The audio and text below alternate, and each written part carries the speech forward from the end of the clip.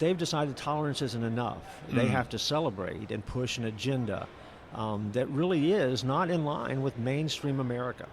And that's and when you're a leader and you don't remember your audience, which Walt always had the ability to do, you have proven yourself to be incompetent at the top. And you've surrounded yourself with people who are reinforcing that as well.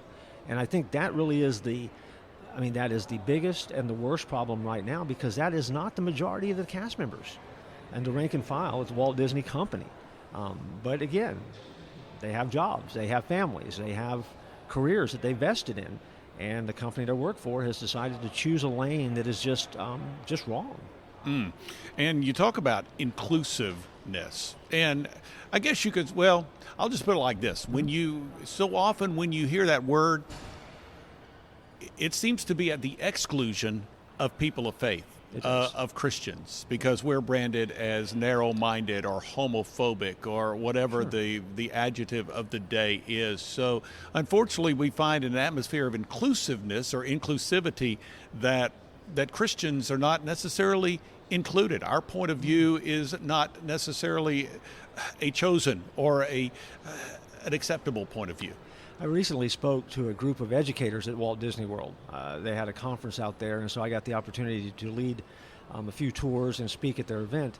And one of the things I had the opportunity to share with them is that Disney, while it is trumpeting the fact that they are all about tolerance, has become very intolerant of families that they consider to be bigots or homophobes, not being tolerant enough to allow them to have the opportunity to have a say in what their children see and the entertainment that their children want. Disney has decided that their audience needs to be lectured to, and they are wrong, and so Disney's purpose now is to tell them that they're wrong and they don't see the world correctly. And that's not right, and that's not being tolerant either. And it misses their target audience.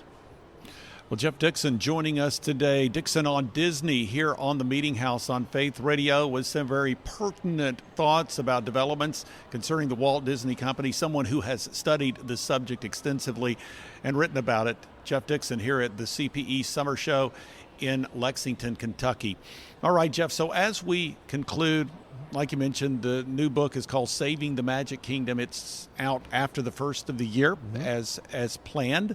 So how do we respond? That's a question that I think I like to ask it quite frequently. So, we hear this information, and it's very easy to say, okay, so this is what's going on in the culture. So I think the next question needs to be, well, how do we as Christians, how do we respond to this trend? It's not just a Disney thing. We see it throughout culture, and we're seeing Christians and even the teachings of the Christian faith being marginalized or even redefined in our culture today. So when we see this as yet another example, a very high-profile example, because a number of families, even Christian families, have enjoyed the Disney entertainment throughout the year. So how do we respond?